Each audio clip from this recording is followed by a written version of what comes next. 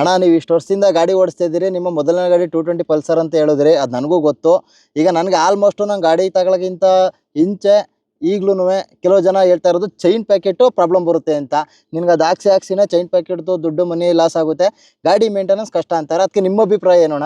ಇದೆಲ್ಲ ಸುಳ್ಳು. ಆಕ್ಚುಲಿ ಆ ಥರ ಏನು ಪ್ರಾಬ್ಲಮ್ ಆಗಲ್ಲ. ನೀವು ಯಾವುದೇ ಗಾಡಿ ತಗೊಂಡ್ರು 20 ರಿಂದ 25 ಸಾವಿರ ಕಿಲೋಮೀಟರ್ ಅಷ್ಟೇ ಚೈನ್ ಸ್ಪ್ರಾಕೆಟ್ ಬರೋದು. ಅದಾದ್ಮೇಲೆ ನೀವು ಚೈನ್ ಸ್ಪ್ರಾಕೆಟ್ ನ ಚೇಂಜ್ ಮಾಡಿಸ್ಲೇಬೇಕಾಗುತ್ತೆ. ನನ್ನ ಪಲ್ಸರ್ 220 ಇದ್ದಾಗಲೂ ಕೂಡ ಅಷ್ಟೇನೆ. ಫಸ್ಟ್ ಚೈನ್ ಸ್ಪ್ರಾಕೆಟ್ ಬಂದು 25 ಸಾವಿರ ಕಿಲೋಮೀಟರ್ ಬಂತು. ಅದಾದ್ಮೇಲೆ ಚೇಂಜ್ ಮಾಡಿಸ್ತೆ. ಎರಡನೇ ಚೈನ್ ಸ್ಪ್ರಾಕೆಟ್ 80 ಸಾವಿರ ಕಿಲೋಮೀಟರ್ ಆದ್ರೂ ಚೆನ್ನಾಗೇ ಇತ್ತು, ಚೇಂಜೇ ಮಾಡಿಸಿರ್ಲಿಲ್ಲ. ಸೊ ಇಲ್ಲೇ ನೋಡಿ ನಿಮ್ಗೆ ಲೈವ್ ಎಕ್ಸಾಂಪಲ್ ಇದೀನಿ. ನಾನೇನೆ 80 ಸಾವಿರ ಕಿಲೋಮೀಟರ್ ಓಡಿಸಿದೀನಿ ಪಲ್ಸರ್ 220ನ. ಸೊ ಅದರಿಂದ ನನ್ನ ಎಕ್ಸ್ಪೀರಿಯನ್ಸ್ ಮೇಲೆ ಹೇಳ್ತಾ ಇದ್ದೀನಿ, ಚೈನ್ ಸ್ಪ್ರಾಕೆಟ್ ಅಲ್ಲಿ ನಿಮ್ಗೆ ಯಾವ್ದೇ ರೀತಿ ತೊಂದರೆ ಆಗಲ್ಲ. 25 ಸಾವಿರ ಕಿಲೋಮೀಟರ್ ಒಂದ್ಸಲ ನೀವು ಚೈನ್ ಸ್ಪ್ರಾಕೆಟ್ ನ ಚೇಂಜ್ ಮಾಡಿಸ್ಕೊಂಡ್ರೆ ಮುಗೀತು.